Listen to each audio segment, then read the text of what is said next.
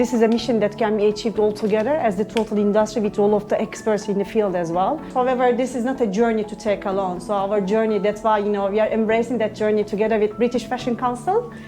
In that case, just to understand how we can really further educate and create awareness around that fashion as a total, weight cycle as well. And I'm glad that we are taking this all together with all of the experts rather than alone. So everybody has a role to play. So all of us, all of the industry. So this is not a small mission that anybody can do alone.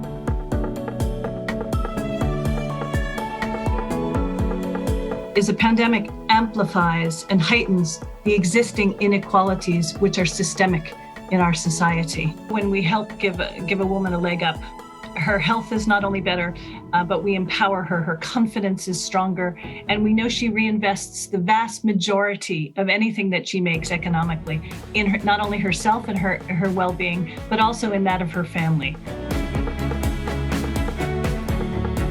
We take all that knowledge and understanding that comes from NGO and government sectors, build it into a marketing story, and then use media agencies and houses to be able to tell that story to millions, billions of consumers in a given moment.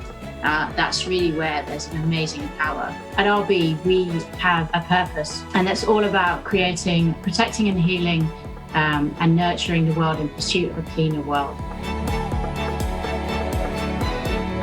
We talk about digital tech and how it can be both an amplifier, but also it can drive further health inequalities because of access.